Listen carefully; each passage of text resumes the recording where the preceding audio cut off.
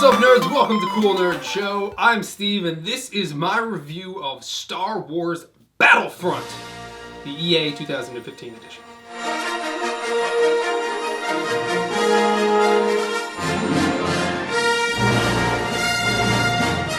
So, I've been a huge Star Wars fan for most of my life. As a kid, always a Star Wars fan. I played Battlefront 1, Battlefront 2 back when LucasArts made them back in like over a decade ago.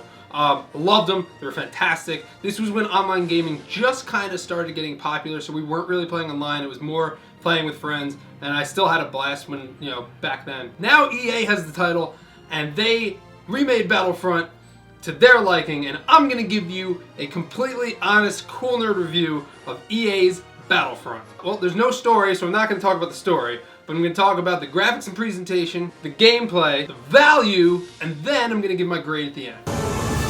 Copy that. Moving into position.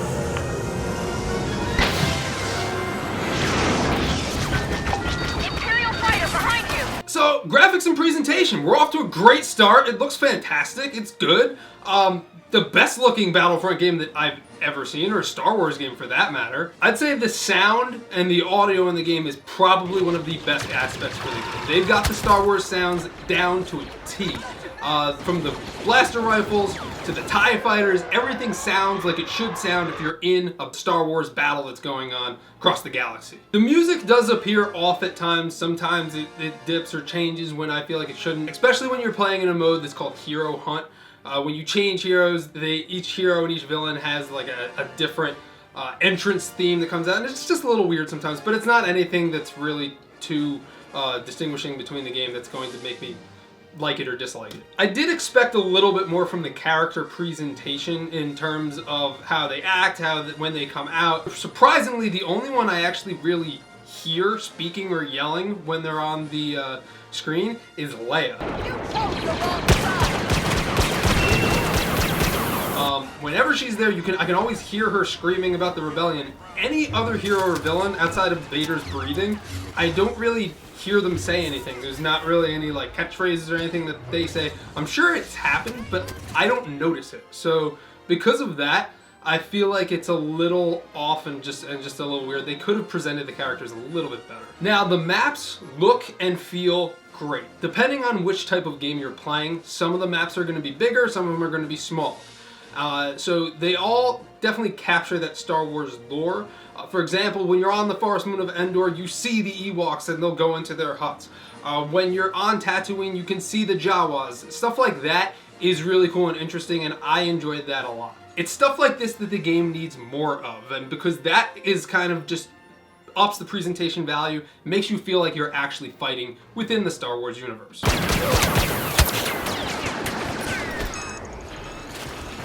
We've lost all momentum. Hold the last droid.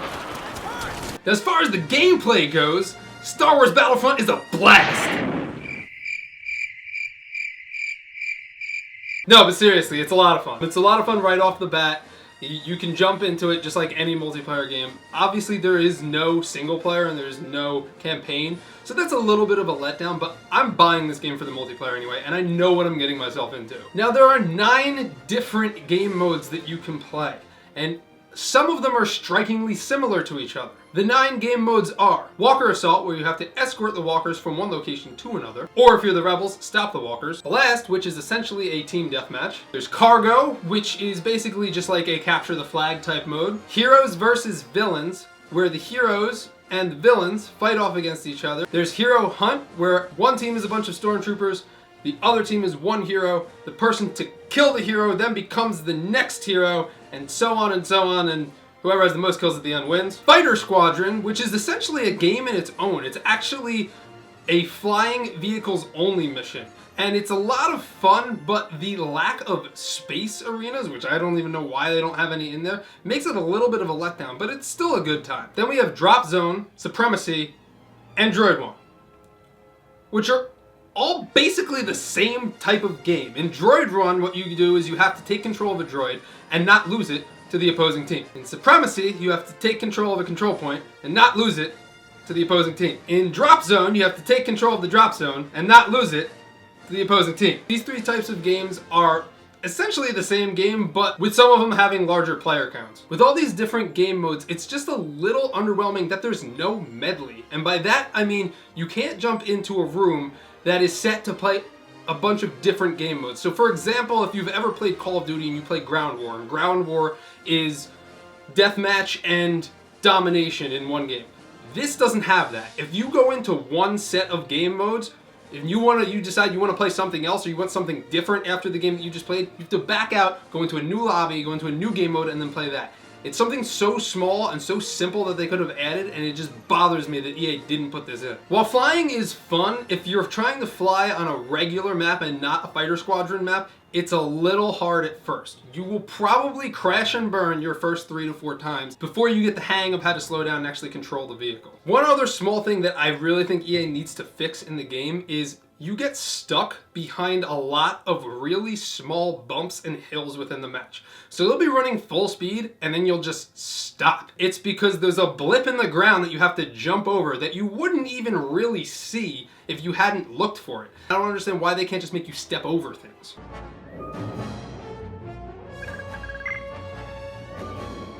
Alright, so I've sucked this game's dick for a little bit, and now it's time to rip it a new asshole. Playing Star Wars Battlefront 2015 is kind of like ordering a large pizza and only getting 2 slices. The game is lacking. Battlefront 2, which came out a decade ago, had 23 heroes and villains.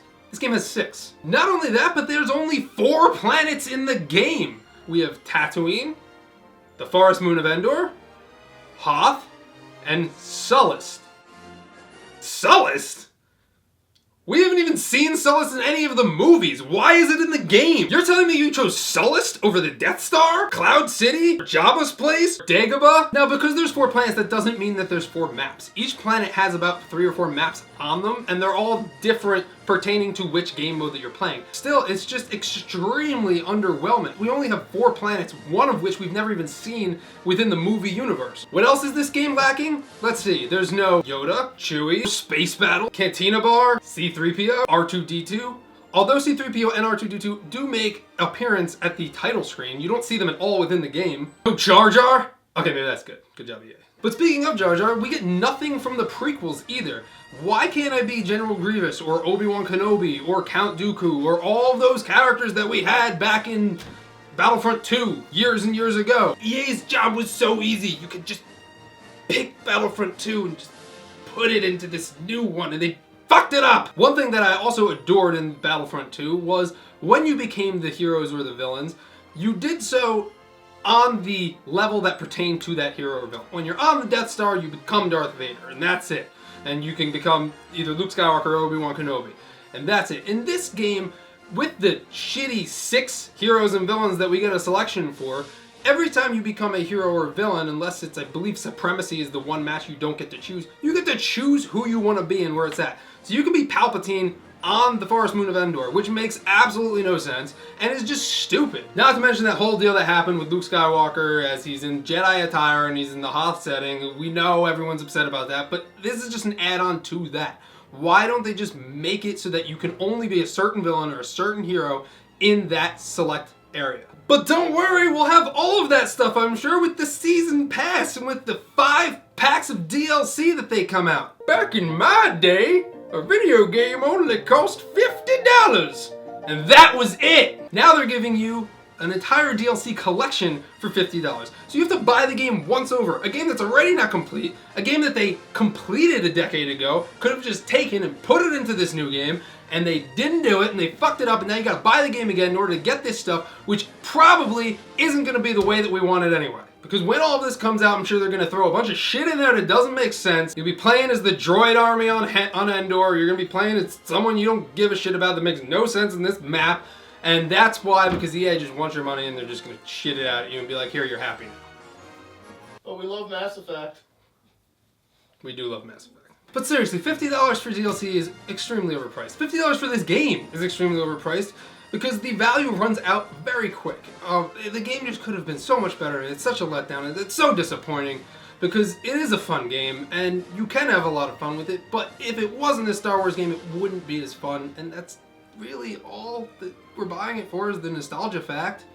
So, with that being said, enough of my rambling, I'm gonna get into the rating. I would say this is definitely not a first day purchase. If there is a Game of the Year, which EA normally doesn't do Game of the Year, I would say get that, but that's probably not going to happen. I would definitely wait. It will be $20 next year, and you can probably buy it then, and then you'll still have to pay $50 for the DLC, so then you'll pay $70 for the game. But it's definitely going to be worth it a lot more then than it is now to pay double for the game. So, because EA only put half of the work into the game, I'm only going to give it half a grade, because the game is very fun. Like I said, it's very enjoyable and fun, but there's no replay value, and they just left so much out. So my grade for Star Wars Battlefront 2015 EA is 5.5. Thank you for watching. If you like what you saw here, please check out all of our other videos, like, favorite, and subscribe, and I will see you on those other videos. For more nerd videos like this one, be sure to subscribe to our channel and follow us on social media.